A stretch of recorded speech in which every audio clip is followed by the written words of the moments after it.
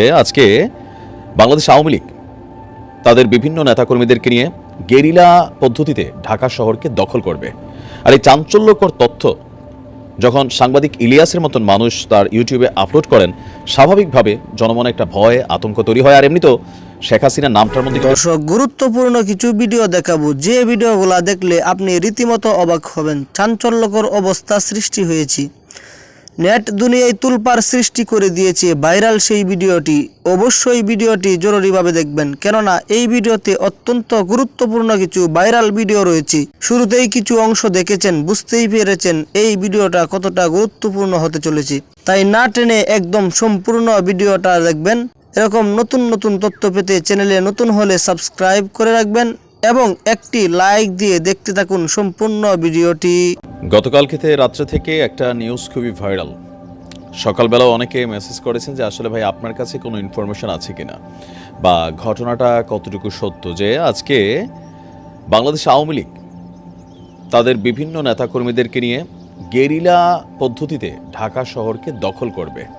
আর এই চাঞ্চল্যকর তথ্য যখন সাংবাদিক ইলিয়াসের মতন মানুষ তার ইউটিউবে আপলোড করেন, স্বাভাবিকভাবে জনমনে একটা ভয় আতঙ্ক তৈরি হয়। আর এমনিতেও শেখ হাসিনার নামটার মধ্যে কিন্তু একটা ভয় আছে। আপনি দেখবেন যারাই এই নামটা নেয় মোটামুটি চেহারার মধ্যে খুব শক্ত করে সাহস রাখার চেষ্টা করে, কিন্তু ভয় পায়।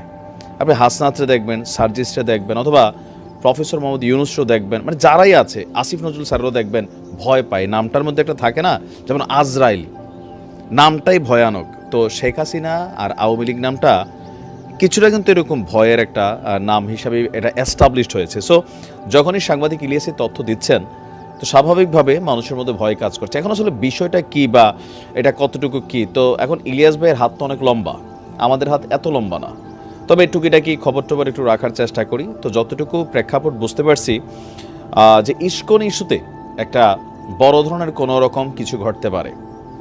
তো সেই বড় ধরনের কোনো রকম কী ঘটতে পারে, যেহেতু ইস্কন ইস্যুটাতে আপনি দেখবেন যে ভারত যেভাবে স্ট্যান্ড নিয়েছে, পশ্চিমাদের কাছে ইস্কনের যেই মেইন শাখা সেখান থেকে যেভাবে স্ট্যান্ড নিয়েছে, পাশাপাশি চিন্ময় দাসের মুক্তির ইস্যুতে তার যারা অনুসারী আছেন বিভিন্নভাবে তারা সংগঠিত হবার চেষ্টা করছে।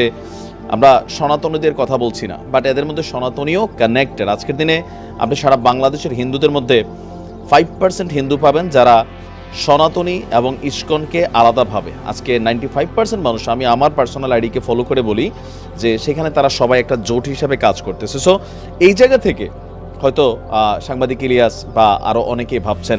তবে ঢাকা দখল করবে এই কথাটার উপর আমার বিশ্বাস হয় না, কারণ সাংবাদিক ইলিয়াস তিনি অনেক আগেও আওয়ামী লীগ সরকার ক্ষমতায় থাকতো এরকম মাঝে মাঝে সরকার ফালাই দিতেন যে পড়ে যাবে, বিভিন্ন ধরনের তথ্য দিতেন।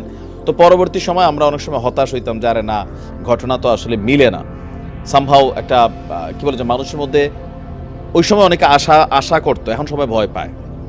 যখন আওয়ামী লীগ ক্ষমতায় ছিল, সাংবাদিক ইলিয়াস তিনি অনেক সময় নিউজ করতেন, তো এগুলো দেখে অনেকে ভয় পাইতো, মানে আবার আশাও করতো। বাট রাইট নাও তিনি যেই বক্তব্যটা দিয়েছেন, আমার কাছে মনে হয় না যে এই মুহূর্তে এই ধরনের সাহস হবে।